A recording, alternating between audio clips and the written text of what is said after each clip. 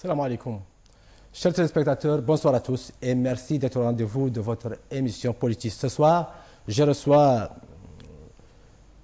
le sénateur de Kaïdi. Le Kaïdi est vice-président de l'UDP, M. Sangote Ousmane Racine. Monsieur le Président, bonsoir. Bonsoir. Et merci d'avoir accepté notre invitation. C'est moi qui vous remercie. Merci. Tout d'abord, nous allons rentrer dans le vif du sujet. Monsieur le Président, pour commencer, comment va l'UDP, votre parti? Pour moi, l'UDP va bien. Je pense que vous avez été témoin des dernières élections municipales et sénatoriales et même des élections présidentielles. Je pense que l'UDP va bien parce que d'abord, au sortir des élections municipales et législatives, nous sommes la deuxième force de la majorité. Ça s'entend. Bon. Avec 6 parlementaires, et surtout dans des endroits pas évidents.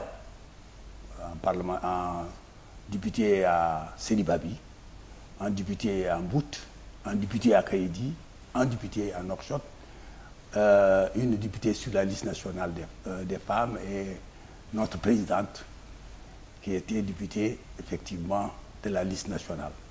Actuel ministre de l'artisanat, du tourisme et de l'industrie. Et nous avons aussi participé activement à l'élection présidentielle, comme vous avez dû certainement le voir pendant les élections, pendant la campagne passée. Je pense que nous nous portons bien. Et nous avons également 2 sénateurs. Donc cela signifie que nous avons 8 parlementaires, 5 mairies. Nous avons été au deuxième tour dans 21 communes. Bon, très souvent avec l'UPR, ça n'a pas été facile. Mais aussi au deuxième tour à Bababé et à Mbagne, nous avons perdu. Mais cela signifie quand même aller au deuxième tour dans 21 communes et dans 2 départements. Même si on les perd, cela signifie qu'on est une force politique bien présente. Très bien. Donc, Sangote Ousmane, fier de son parti. Ah oui, fier de notre parti.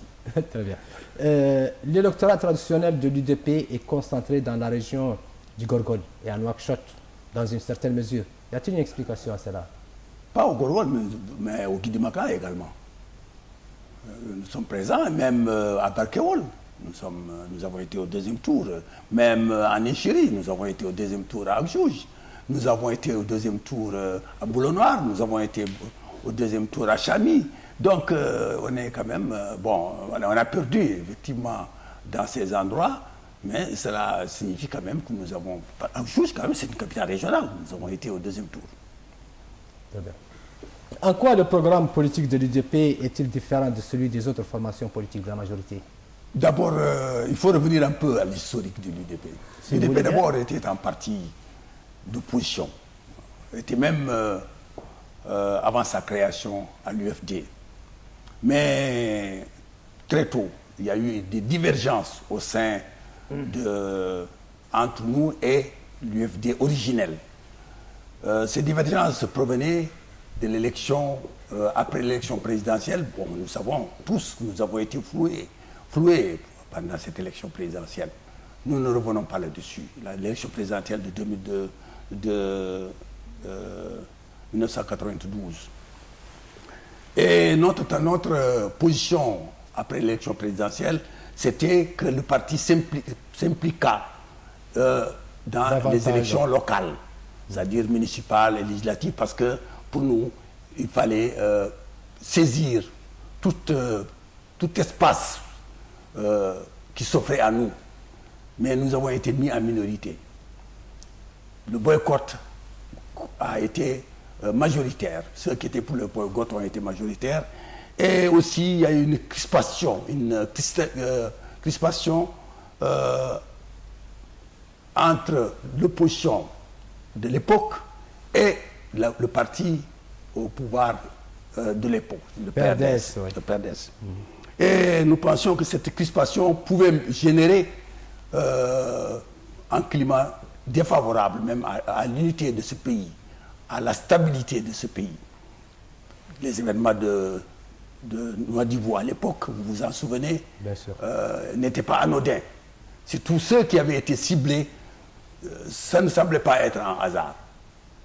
Donc nous nous sommes dit qu'il fallait, tout en ne reconnaissant pas la légitimité de l'époque, du président de l'époque, qu'il fallait quand même reconnaître la légalité, c'est-à-dire discuter avec lui. Et nous avons été mis en minorité. Et aussi, nous avons pensé qu'en créant un parti du centre, un parti du dialogue, un parti de consensus, un parti de concertation, que nous pouvions ramener les deux pôles à parler ensemble, au moins à dialoguer. Mais malheureusement, nous ne sommes pas parvenus à cela. Le dialogue est survenu plus tard. Donc, nous sommes restés en partie du centre tout en restant à l'opposition. Mais à partir de 1997, nous nous sommes rendus compte qu'il y avait un changement de politique de l'ancien président sur des problèmes majeurs qui étaient pour nous essentiels, c'est-à-dire l'unité nationale. Nous avons créé pratiquement ce parti autour de l'unité nationale. Parce que vous n'ignorez pas à l'époque que l'unité nationale avait été menacée, très secouée, très secouée. Bon, ce n'est pas la peine de refaire encore cette historique, mais c'était à l'origine de la création de notre parti. Mais nous avons été secoués, très secoués, après la disparition de notre père fondateur, Hamdi Moussa, en 1999. Et vous connaissez les partis politiques en Afrique, dans notre pays. Et d'ailleurs, l'histoire est là. Les partis, c'est les hommes. Quand les hommes partent, les partis partent. Mais, fort heureusement, comme nous étions, nous, unis autour d'une idée de la Mauritanie, l'idée du centre, l'idée d'un dialogue, l'idée de créer un pays uni et prospère dans le progrès. Et c'est pour cela que la disparition de notre père fondateur, bien que cela fût un coup dur pour notre parti, mais ne nous a pas empêchés d'aller de l'avant. Et notre parti d'ailleurs a été beaucoup plus fort. Et c'est ainsi qu'après un congrès extraordinaire, nous avons élu l'actuel j'ai assuré l'intérim pendant 8 à 10 mois. Et après, nous avons fait un congrès et nous avons élu un cadre qui était avec nous, qui travaillait avec nous, qui a toujours travaillé avec nous, mais dans l'ombre. C'était Nahamit Mouknas et que nous avons élu comme président du parti. Donc, je pense que j'ai répondu en partie à votre question. Donc, qu'est-ce qui diffère, qu'est-ce qu'il y a de différence entre votre programme et les autres partis de l'opposition? J'ai dit que c'est-à-dire que nous combattons tout ce que nous considérons être de l'extrémisme de tous bords. Nous sommes un parti du centre. Nous pensons que la Mauritanie doit être gouvernée au centre. C'est ça notre conception de la Mauritanie. C'est ce qui fait de la différence. Nous sommes un peu mal compris par beaucoup de gens. Parce que beaucoup de gens, d'ailleurs, même ceux qui ont gouverné avant, ou vous êtes avec moi ou vous êtes contre moi. Ils ne peuvent pas comprendre qu'on peut être avec vous, mais qu'on conserve sa spécificité, qu'on conserve sa politique générale, qu'on reste soi-même. Donc nous avons été de la majorité avec les anciens présidents qui sont passés, mais tout en conservant notre authenticité. Évidemment, pendant un certain temps aussi, nous avons été avec l'ancien président Sidou Cheikh Abdallah, mais que nous avons quitté. Nous avons été le premier parti. Vous l'avez quitté après le putsch Non, nous l'avons quitté quand nous nous sommes rendus compte que des engagements pris n'avaient pas été respectés. Bien avant le putsch, bien avant le putsch, bien avant même la fronde des députés. Nous l'avons quitté au mois de... Les premières divergences ont apparu avec d'abord le premier gouvernement. Le premier gouvernement en 2007. De Zeynou Zedane, oui. Voilà, de Zeynou Zedane. Et cette divergence s'est cristallisée avec Wakfed 1. Bon, si je peux appeler ça comme ça, le gouvernement de Wakfed 1. Oui, voilà, Wakfed 1, parce qu'il y a Wakfed 1, Wakfed 2. Donc, c'est ainsi que, quand nous sommes rendus compte que cela n'était pas, ne pouvait pas répondre à ce que nous considérions comme étant une démarche démocratique pour nous, parce que nous, à l'époque, nous nous sommes dit que la clé de répartition des portefeuilles ministériels ne pouvait se faire de manière équitable qu'avec les gens qui ont élu le président. Mais qu'on ne pouvait pas, en créant un gouvernement d'union nationale, prendre tous les partis qui créent ce gouvernement et créer une même clé de répartition. Qu'il devait y avoir plusieurs clés de répartition. À l'époque, quand nous nous sommes rendus compte que nous nous étions mal compris et que les engagements pris n'avaient pas été respectés, nous avons quitté. Vous avez été représenté dans le gouvernement par le docteur... Non, ça c'est bien après, ça c'est Wakfed 2. Wakfed 1, nous avons décliné l'offre qui nous avait été faite et nous avons quitté, effectivement, la majorité. Ah, très bien. Donc on pense que l'UDP fait rarement parler d'elle et évite de prendre position. Qu'en est-il au juste? Nous prenons des positions. Bon, vous savez, comme on dit, un parti, les tambours et les trompettes ne constituent pas fondamentalement la force d'un parti. Bien sûr. Crier fort ne signifie pas... Nous avons été très peu vus, comme on dit, pendant l'élection passée. Beaucoup n'auguraient pas les résultats que nous avons obtenus. Et pourtant, nous avons travaillé, nous continuons à travailler, nous continuons à avoir des adhésions tous les jours. Tous les jours, il n'y a pas 3 jours, j'ai reçu des adhésions. Mais pour nous, ce n'est pas fondamental de crier sous les toits, de passer à la télévision et de dire qu'il y a telle adhésion, telle adhésion. Les élections c'est ça, les élections, c'est le thermomètre de la force politique des partis. Et c'est pour ça que nous travaillons tous les jours, nous continuons encore à travailler. Moi-même malade encore, quand je viens de rentrer de la France, où je suis resté 3 mois et demi. Mais j'ai rencontré beaucoup de monde en politique. C'est pour ça, c'est sûr. Voilà. Très bien. Monsieur le Président, passons à autre chose. Quelle est votre position sur l'autonomie des provinces déclarées récemment par le FPC ex-Flamme? Bon, de manière générale. Pour moi, je ne comprends pas exactement ce qu'il comprend par être autonomie. Je pense que ce qui est fondamental pour un parti, c'est la démocratie. Parce que la démocratie crée la justice, l'égalité de tout un peuple. C'est pas... nous avons vu, par exemple, au Liban, pourtant dans la Constitution, il est écrit la répartition même des postes. Mais cela n'a pas été une solution. Cela n'a pas constitué une solution. Donc la solution, nous pensons, c'est que nous devons tout faire, tous les Mauritaniens doivent tout faire pour créer une vraie démocratie. Parce que c'est la démocratie réelle.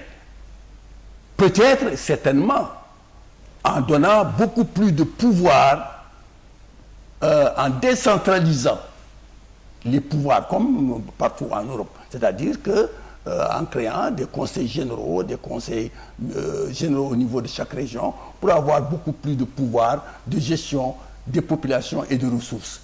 Mais l'unité d'un pays se crée à partir de la démocratie, à partir de l'égalité et de la justice.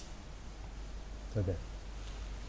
Et en 2012, monsieur le vice-président, vous avez répondu à Assar Ibrahima, actuel président de l'AJDMR, sur le changement de nom de la Mauritanie? Je ne me souviens pas de lui avoir... Je ne me souviens pas d'avoir répondu à Michel. Moi, je vous rafraîchis la mémoire, Monsieur le Président. Oui. Vous avez dit la Mauritanie est ce qu'elle est. Nous savons que depuis des temps historiques, cette zone a été toujours appelée la Mauritanie. Oui, ça c'est vrai. Ou plus récemment, Mauritanie. Oui, évidemment, le nom d'un pays ne signifie pas qu'il y est habité exclusivement par une unité, une entité, pardon. La Mauritanie est plurielle. C'est ce que vous avez dit. Voilà, c'est vrai. Vous vous rappelez maintenant? Je me souviens, voilà, effectivement. Voilà. Effectivement, je me souviens, effectivement, je l'avais dit que la Mauritanie s'appelait par le passé la Mauritanie. En tout cas, que ce n'est pas l'appellation qui constitue, qui va constituer l'unité ou qui va constituer une fragmentation d'un pays. Non, je l'ai dit, comme je l'ai dit tantôt, c'est d'abord la volonté de vivre ensemble. Nous sommes condamnés à vivre ensemble. Surtout que nous avons la chance parce que, comme vous le savez comme moi, ce qui a été de tout temps, depuis des temps immémoriaux, à l'origine des conflits, c'est deux facteurs majeurs. D'abord, le facteur économique et deuxièmement, le facteur religieux. Fondamentalement, nous avons la chance d'être un pays immensément riche. Et nous avons la chance également de partager une religion de tolérance. Et donc, normalement, le vivre ensemble ne dépend que de la bonne gouvernance. Et je pense qu'aujourd'hui, nous sommes sur la bonne voie. En tout cas, je suis convaincu que nous sommes sur la bonne voie. Que, effectivement, la Mauritanie et aussi tous les pays du monde, dans leur histoire, ont connu des douleurs. Nous aussi, nous avons connu des douleurs. Nous devons penser ces plaies. Penser ces plaies, c'est réparer les injustices qui ont existé et aller vers beaucoup plus de justice, beaucoup plus d'égalité de tous les Mauritaniens. Et c'est ce que l'actuel président est en train de faire. Mais ce n'est pas en changeant le nom d'un pays qu'on arrivera à trouver une solution ou des solutions aux problèmes qui se posent à ce pays. Et la direction de votre parti n'a pas changé, ou presque, depuis sa mise en place. Comment expliquez-vous cela, alors que vous avez des jeunes dynamiques Si la direction de notre parti, c'est-à-dire au contraire, la direction de notre parti a changé, non, la direction, bon, je ne sais pas. Effectivement, à la naissance du parti, nous avions comme président du parti Ramou Hamdi Mouknas. Moi, j'étais vice-président. Bon, après, nous avons eu maintenant, nous avons depuis 2000 Nahamit Mouknas comme présidente. Je suis toujours vice-président. Mais nous avons le bureau politique. Les textes réglementaires donnent droit à la présidente du parti de changer le bureau politique, en tout cas, si elle le juge nécessaire. C'est-à-dire que s'il y a comme il y a eu des décès, il y a eu des départs, ça il faut le dire, il y a eu des départs. Ça arrive, nous sommes quand même un pays nomade. Donc nous ne pouvons pas les partis politiques ne peuvent pas ne pas refléter les réalités sociales de notre peuple. Donc il y a eu des départs et chaque fois qu'il y a eu des départs, la présidente du parti a eu à changer, effectivement, à coopter des cadres comme membres du bureau politique, comme membres du Conseil national, où chaque fois qu'il y a eu des arrivées massives de cadres importants, la présidente du parti a eu à coopter certains de ses membres comme membres du bureau politique ou du Conseil national, comme le stipule, comme le lui donne droit les textes réglementaires du parti. Très bien.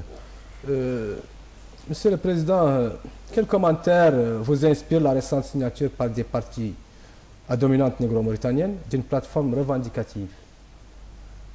Encore une fois, je vous ai dit, je suis contre tout ce qui est ethnicisme, tout ce qui est racisme, tout ce qui est particularisme. Moi, je suis un Mauritanien qui pense, comme je l'ai dit, que la Mauritanie doit être gouvernée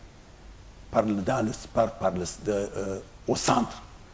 Et la Mauritanie doit être gouvernée à partir d'une démocratie réelle. Et cette démocratie vient de commencer, il n'y a pas longtemps. Il faut dire que nous sommes maintenant, et la démocratie est un long processus. Nous devons nous tous nous bagarrer, nous lutter pour l'enracinement durable et irréversible de cette démocratie. C'est ce que nous sommes en train de faire.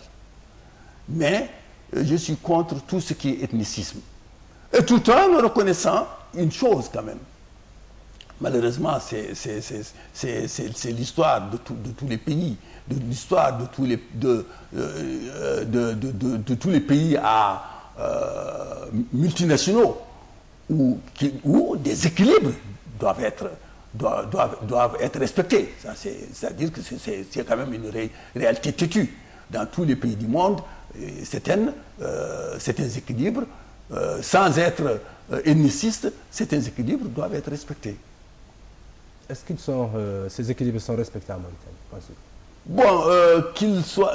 De toute façon, ça dépend. Nous venons de loin. Ces équilibres n'étaient pas respectés. J'ai eu, en tout cas par le passé, personnellement, à les dénoncer. Mais nous sommes aujourd'hui vers un rééquilibrage en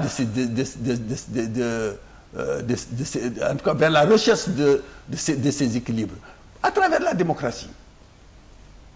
Je pense qu'effectivement mais tout en étant, encore une fois, je le répète, contre tout ce qui est ethnicisme, tout ce qui est racisme, et d'où qu'ils viennent à l'heure, qu'ils viennent de droite ou qu'ils viennent de gauche, je suis contre tout ce qui peut amener la Mauritanie à ne pas aller vers l'unité et vers la création d'un État réel, uni pour le progrès. Et la consolidation de l'unité nationale. La consolidation de l'unité nationale, comme vous avez dit, il y a des étapes importantes. C'est le retour, par exemple, des réfugiés. C'est ce retour, vous le savez, il y a au moins aujourd'hui 29 000 réfugiés qui sont de retour. Il y a dans des sites, vous savez comme moi, certainement, que dans ces sites, bien que nous demandons encore que plus soit fait, il y a beaucoup de choses qui ont été faites, que beaucoup de gens ignorent. 85% de ces sites sont pourvus d'eau potable. Beaucoup de gens ignorent ça. Il y a plus de 7 000, il y a exactement 7606 vaches laitières qui ont été distribuées. Il y a 131 classes qui ont été construites. Il y a 443 hectares qui ont été aménagés. Mais ce n'est pas rien. Mais il faut aller de l'avant. Il faut continuer. Parce que ces populations ont subi les plus grandes injustices. Ces populations ont été expulsées de leurs terres. Ces populations, quand je le dis en connaissance de cause, l'UDP a été le premier parti. Ça, je voudrais bien que vous le sachiez. L'UDP a été le premier parti qui est parti rendre visite aux réfugiés au Sénégal.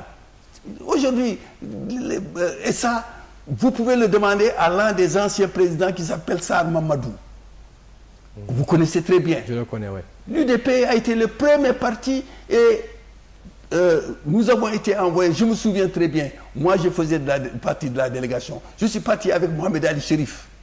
Nous avons amené le peu que nous pouvions amener, nous avons amené des livres, nous avons amené des médicaments pour aider ces populations. Ça c'est en 1993 déjà. Donc cela signifie que nous pensons que des injustices flagrantes ont été commises à l'endroit d'une frange d'une population qu'il faut réparer. On est en train de le faire. Des militaires ont été, en dehors de ceux qui ont été exécutés, des exécutions extrajudiciaires, il y a des militaires qui ont été radiés. Mais il y a plus de 1900 aujourd'hui qui ont été repris, qui ont été indemnisés. Il y a des fonctionnaires qui ne sont pas à la retraite, qui avaient été expulsés, qui ont été repris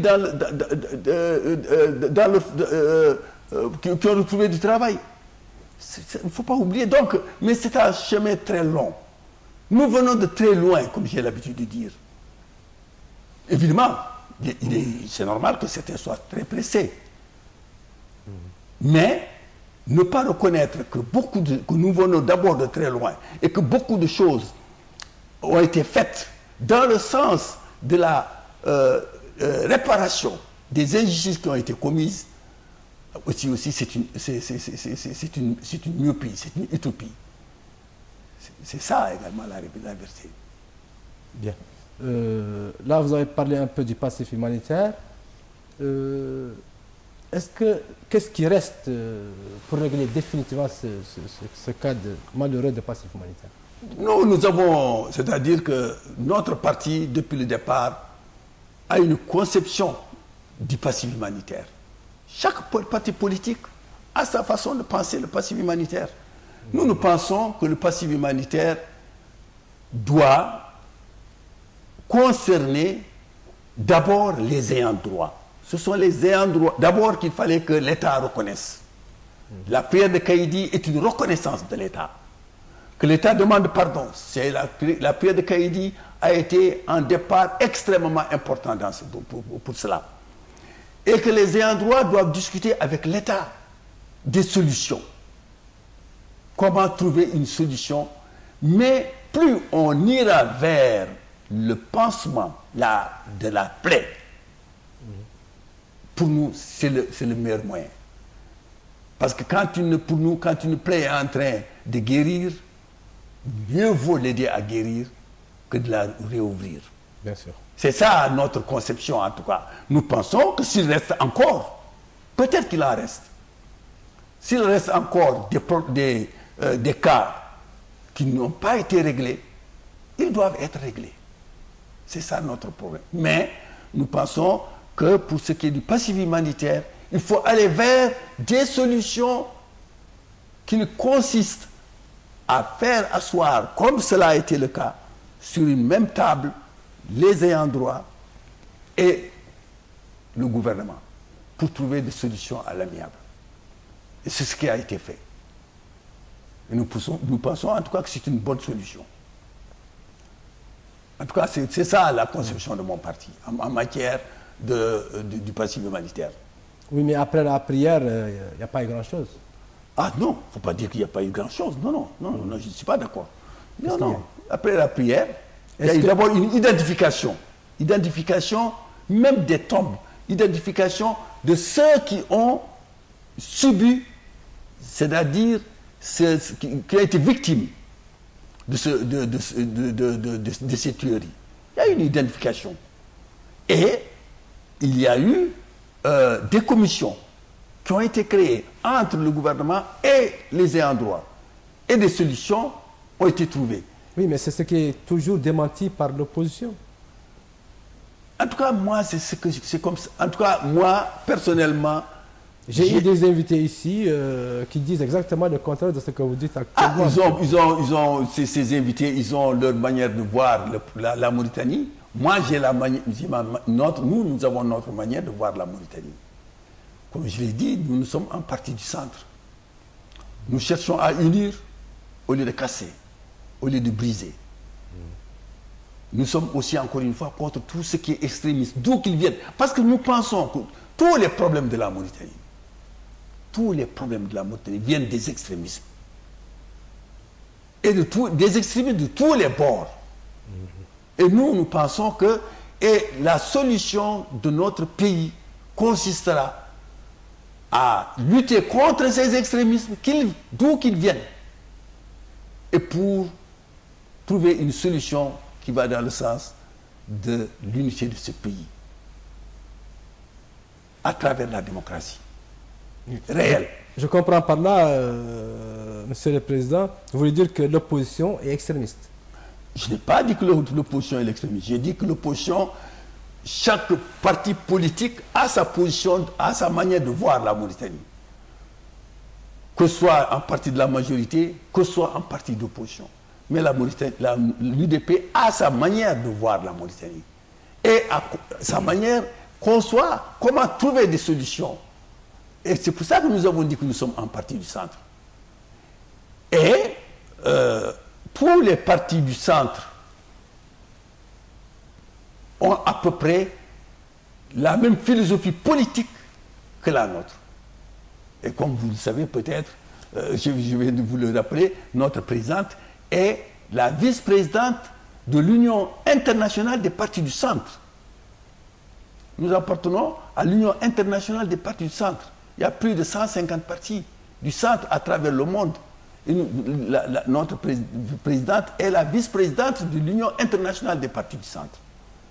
Nous avons une politique que nous pensons que notre pays doit être gouverné au centre.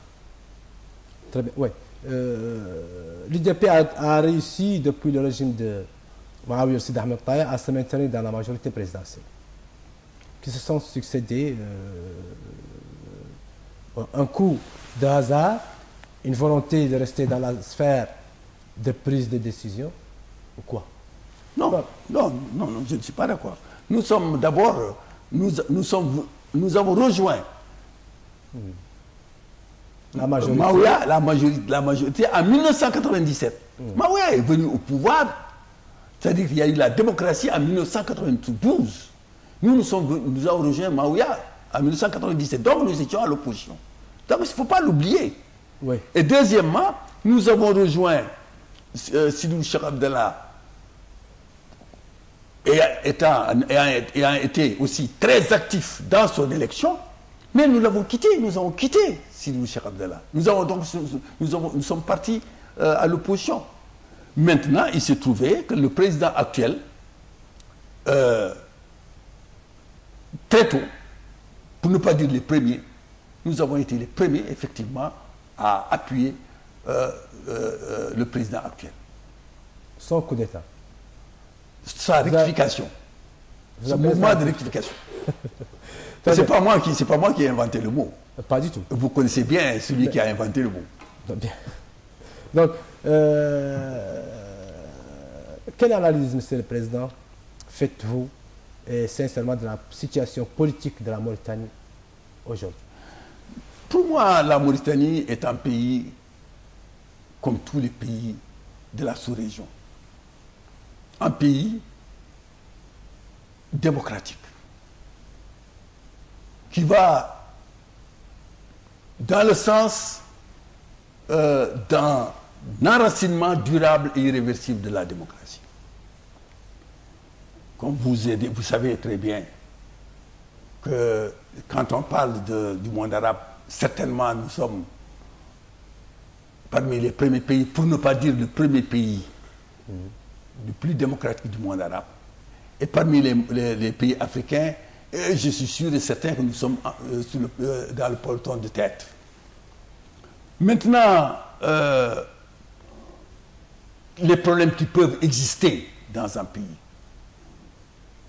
c'est un thermomètre de la démocratie.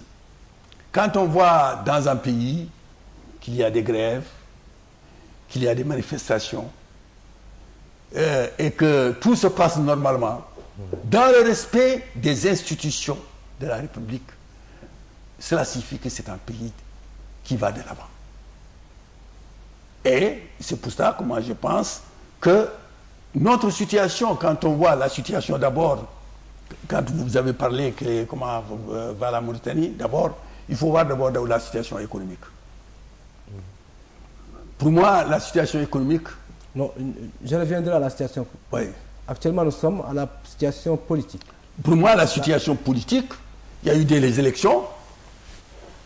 Nous aurions bien aimé que ces élections, qu'avant ces élections, que toute la classe politique adhère, en tout cas participe à ces élections. Malheureusement, une partie de la classe politique n'a pas participé. C'est regrettable.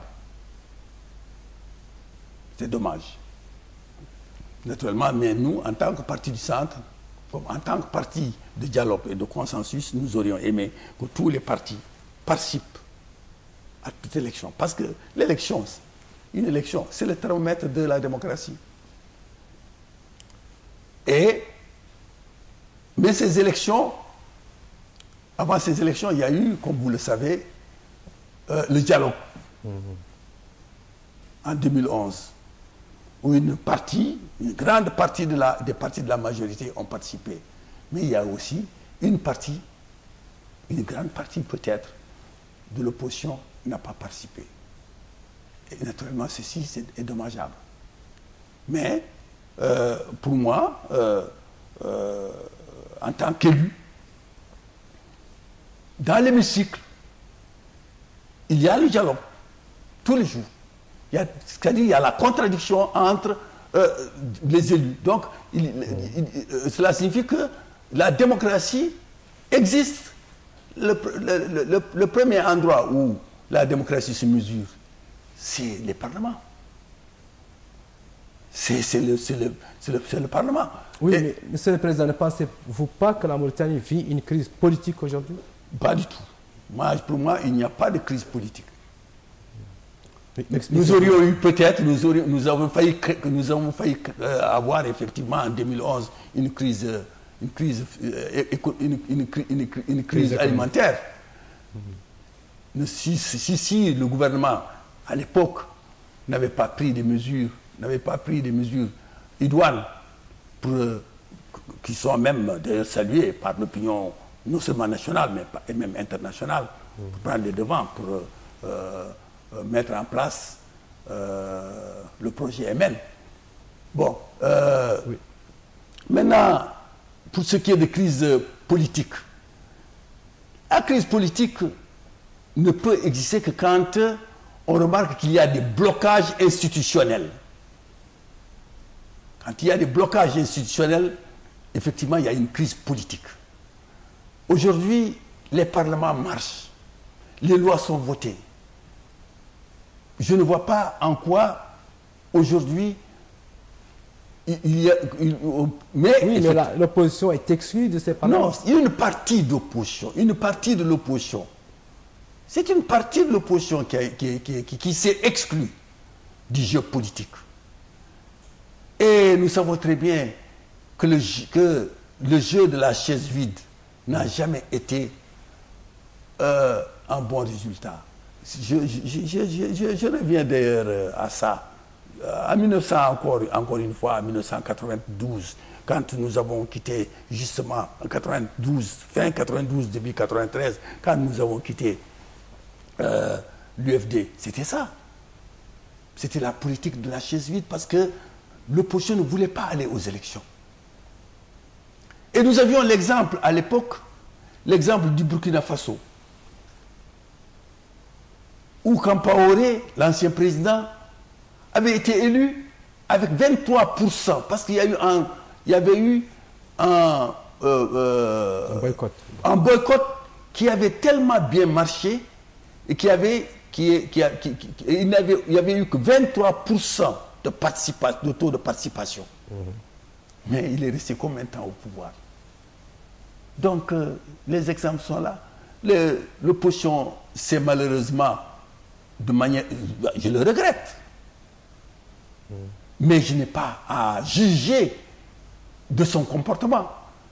Mais en tout cas, moi, en tant qu'homme politique, je pense que le boycott n'est pas une bonne solution. Oui, Monsieur le Président, le gouvernement de président de la République a annoncé à partir de Chinguitti l'annonce que vous connaissez pour le dialogue avec l'opposition. C'est-à-dire qu'il y a une crise politique. Non, attention. Non, attention. Moi, je n'étais pas là, mais j'ai appris que le président a parlé d'un dialogue inclusif. Un dialogue inclusif, en français, cela signifie un dialogue avec les partis politiques, avec la société civile, avec les syndicats, c'est-à-dire avec tous les acteurs. Ce n'est pas seulement avec les politiques. Ils sont bien rassemblés dans le forum. Voilà. Voilà. Donc, un dialogue, c'est-à-dire que le président... Mais le président, il a toujours été ouvert au dialogue. Il a toujours dit d'ailleurs, ce n'est pas la première fois. Ce n'est pas la première fois qu'il a appelé au dialogue. Il a toujours demandé le dialogue. Oui, mais quand on appelle à un dialogue, c'est-à-dire qu'il y a quelque chose qui ne va pas. Mais non. Donc, au Sénégal aussi, il y a la crise. Bien sûr. Ah bon? Au Sénégal, il y a la crise. Bien sûr. Au Mali, il y a la crise. Dernièrement, il y a eu des manifestations. Mais la manifestation. Mais en France, il y a des manifestations. Non. Politique, je dirais bien. Non, il y a des manifestations politiques, même en France. Ouais. Même aux États-Unis, il y a des manifestations politiques. Oui, aux États-Unis. Nous, en Mauritanie. Non, aux États-Unis, il y a des manifestations politiques. Le FNDI est un rassemblement de partis politiques, d'indépendants, de personnalités indépendantes, de la société civile, des syndicats, donc un rassemblement important. Oui. Vraiment, il y a lieu vous savez, de faire un dialogue inclusif. Vous savez, l'importance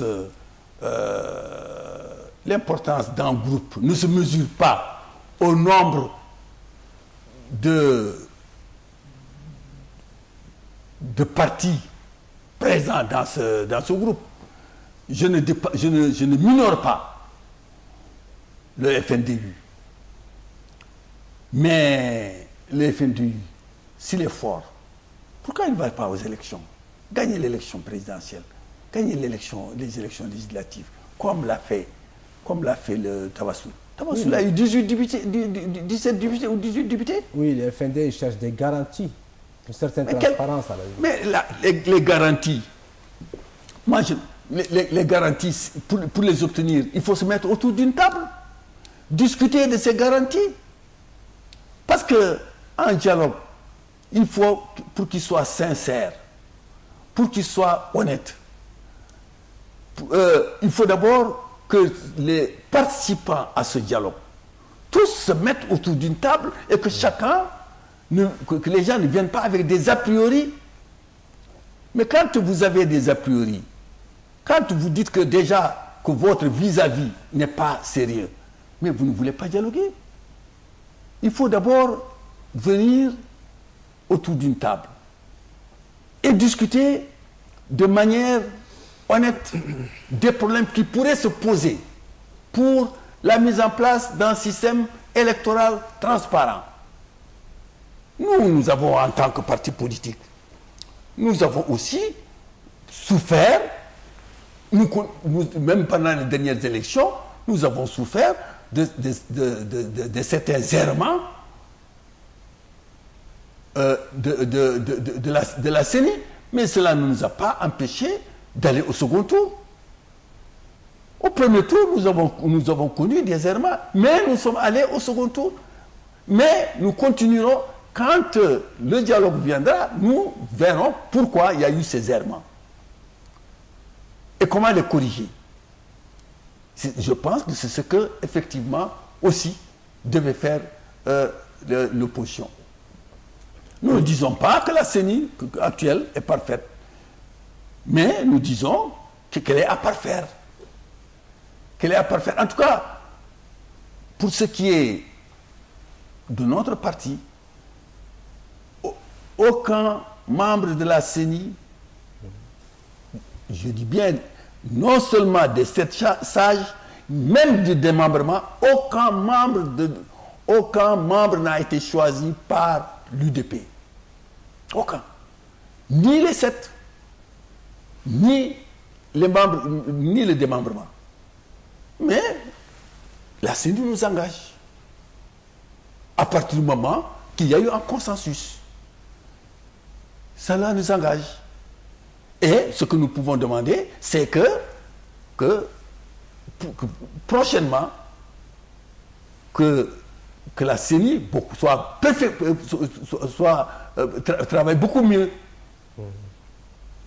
Mais nous ne disons pas que tout est parfait. Et l'opposition doit, comme je l'ai dit, l'opposition doit venir pour nous aider justement à avoir une élection transparente, avec des propositions concrètes. Et nous serons heureux, en tout cas, justement, que ces propositions puissent nous amener à des élections beaucoup plus transparentes. Oui, voilà. En quoi la proposition de dialogue avancée par le pouvoir pourrait-elle contribuer à désamorcer exactement cette crise politique? Encore une fois, pour moi, il n'y a pas de crise. Je ne sais pas quel est le mot qu'il faut utiliser, mais encore une fois, je salue entre deux pouvoirs et je salue l'initiative du président de la République d'ouvrir un dialogue inclusif entre les partis de la majorité, le gouvernement et les partis de la majorité et l'opposition. C'est à saluer. En tout cas, c'est un geste d'abord, nous pensons, un geste de bonne volonté, d'humilité, d'humilité sincère de la part du président. Et nous voudrons qu'il y ait la réciprocité. C'est-à-dire de l'autre côté aussi. Parce que quand de part et d'autre, il n'y a pas une écoute réelle, il n'y a pas une humilité sincère des participants à ce dialogue, nous avons très peu de chances de réussir. Mais, en tout cas, le président de la République a ouvert les portes. Et nous ne pouvons que nous en féliciter. Et quel conseil donnez-vous à l'IFND? Le conseil que si je n'ai pas de conseil à leur donner, j'ai simplement une demande à leur faire. Si c'est de venir participer à ce dialogue. Mais de ne pas venir avec des préalables. De ne pas venir avec des a priori. De ne pas venir avec des appréhensions. Mais de venir à un dialogue ouvert, où tout le monde s'assiera autour de la table et tout le monde posera les problèmes qu'il pense être les meilleurs pour l'enracinement, encore une fois, durable et véritable de notre démocratie, et qui ne se fera naturellement qu'à travers des élections libres et transparentes. Très bien. Monsieur le Président, une reprise du dialogue aura pour conséquence la reprise du processus électoral. Quelle est la position des élus de l'UDP sur cette question? D'abord, les élections, la reprise des élections, c'est la prérogative constitutionnelle du président de la République. Le président de la République peut effectivement dissoudre, après une année, peut dissoudre le Parlement. Oui. Donc c'est une prérogative, mais nous ne pouvons pas empiéter les prérogatives du président de la République. Si le président de la République décide, après le dialogue, après une entente, effectivement, un dialogue, quand il a lieu, quand il aboutit à un accord, il faut que les parties contractantes de cet accord respectent cet accord. C'est ça qui est fondamental, essentiel. Et c'est la bonne foi. Donc, effectivement, quand il y aura un accord, nous sommes soumis au respect de cet accord. Parce que nous pensons que nous sommes en partie de bonne foi. Et nous nous soumettrons à 100% à cet accord. Si cet accord demande au président de la République des élections anticipées, c'est sa prérogative. S'il le fait, nous pensons qu'il faudra le faire, effectivement. Si ceci est l'aboutissement d'un accord, d'une entente entre les parties contractantes, nous pensons en tout cas qu'il faudra que le président use de ses prérogatives pour anticiper des élections. Très bien. Monsieur le Président, il ne nous reste pas grand-chose à ce temps, mais avant, parlons un peu de l'enrôlement décrié par beaucoup de nos concitoyens de la Mauritanie. Le problème de l'enrôlement, effectivement, a connu à ses débuts des problèmes majeurs. En réalité, comme je l'ai souvent dit, d'abord, il y a une faute de l'État et il y a une faute aussi des populations. Faute de l'État, c'est-à-dire qu'il n'y a pas eu la communication. C'est-à-dire qu'il fallait d'abord, avant le début de cet enrôlement, que à travers les médias, à travers les partis politiques, expliquer, et même à partir expliquer aux populations, aux concernés, comment se fait l'enrôlement. Quels sont les documents demandés par l'enrôlement. Parce que l'enrôlement, c'est 3 étapes. Malheureusement, il n'y a pas eu de communication. La communication est venue après, quand il y a eu les premières heures. D'abord, ceux qui ont 45 ans et qui ont les documents de 98. Après, ceux qui n'ont pas des documents de 98, mais qui ont des papiers, qui ont des actes de naissance. Et ensuite, ceux qui n'ont aucun papier ou qui ont des papiers datant de l'époque coloniale. Aujourd'hui, en tout cas, moi je vous parle de mon département. Je sais que, et ça je l'ai dit et je le répète, il n'y a pas de problème au niveau de mon département en matière d'enrôlement. Vous pouvez vous informer. Chaque fois qu'il y a eu des problèmes, chaque fois que j'ai été informé de ces problèmes, j'ai été contacté, j'ai été voir ceux qui devaient être, ceux qui pouvaient trouver des solutions à ces problèmes, et ces problèmes ont été réglés. Aujourd'hui, nous sommes à l'étape des sans-papiers. C'est-à-dire, quand vous n'avez pas de papier, vous n'avez aucun papier, ça existe. Parce que les papiers, c'est récent. Le berger, le cultivateur, qui a comme sphère géographique sa petite, son petit paltin, il ne voyage pas. Il ne sait pas quand est-ce qu'il est né. Il n'a pas besoin de papier parce qu'il ne traverse même pas le fleuve. Il ne sait même pas ce que c'est qu'un papier. Donc, ces gens, ils sont très nombreux en Mauritanie. Oui, mais où se situe le problème donc? Là où se situe le problème, c'est que d'abord, ces gens, ils ne connaissaient pas qu'il fallait avoir des papiers. Maintenant, s'ils décident d'avoir des papiers, vous avez votre frère qui n'a pas de papier, qui veut avoir un papier, mais qui à travers votre document, votre carte d'identité ou bien votre acte de naissance, il vient voir la commission d'enrôlement. Il dit, tel est mon frère. Mais la commission d'enrôlement est obligée de mener une enquête. La commission d'enrôlement mène une enquête, et quand la commission d'enrôlement trouve que c'est exact, que vous êtes son parent, vous êtes son frère ou son cousin,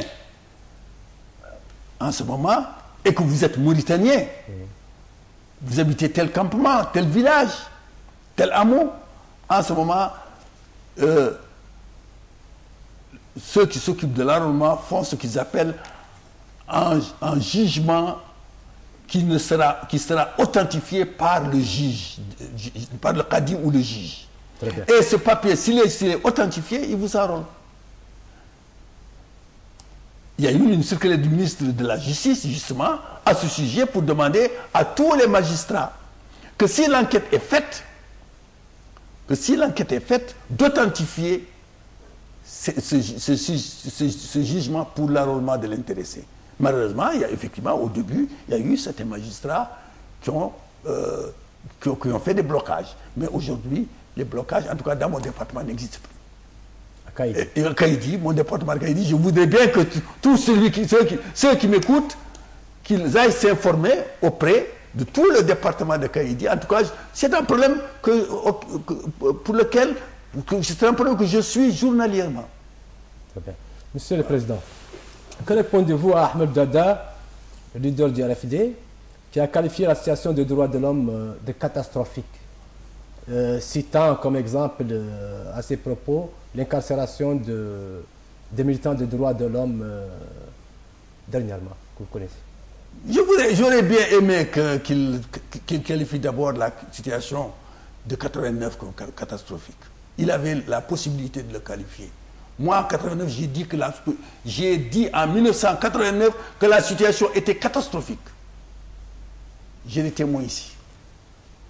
Peut-être l'ancien ministre de l'Intérieur en 1989, qui était l'un de mes meilleurs amis, c'est que je lui ai dit que c'était une situation catastrophique. Peut-être qu'il m'écoute. 1989. Est-ce que le président Ahmed Dada avait dit que la situation était catastrophique. Est-ce qu'il y a une situation qui peut être plus catastrophique que la situation de 1989? Je pense que s'il y a une situation catastrophique, c'était la situation de 89. Maintenant, nous sommes en démocratie. Il y a un problème, effectivement, des droits de l'homme. Plus exactement, un problème de justice. Il y a le premier palier. Il y a la possibilité de se pouvoir d'aller en appel, ce qui a été fait.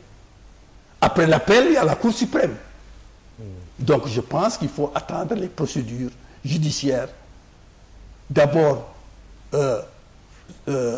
avant de se prononcer. Pour moi, c'est un problème de justice. Si ce qui est reproché à l'intéressé n'est pas prouvé, il va de soi que la justice dira son mot. Mais je pense que ce n'est pas parce que, malheureusement, vous savez très bien, dans tous les pays du monde, quand les hommes politiques sont devant la justice, ça crée toujours des passions. Des passions de tous les côtés. Mais nous devons avoir raison garder. Savoir que nul n'est au-dessus de la loi. Mais nous avons une justice, c'est notre justice, c'est la justice de la Mauritanie. Ce n'est pas la justice d'un autre pays, c'est la justice de la Mauritanie et nous devons faire confiance à notre justice.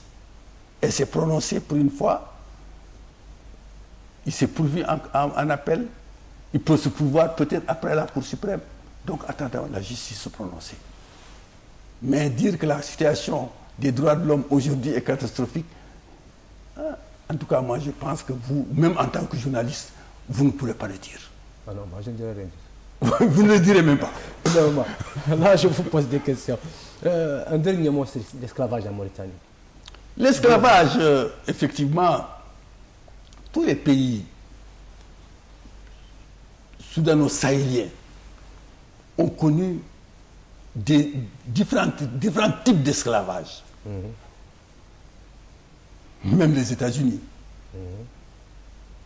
Nous avons effectivement des séquelles persistantes. Moi, je pense que notre pays, notre gouvernement, depuis ces 5 dernières années, a pris des mesures courageuses. L'incrimination de l'esclavage, qui est devenu constitutionnel, c'est un courage politique, un très grand courage, une très grande avancée. Des tribunaux spéciaux créés pour cela.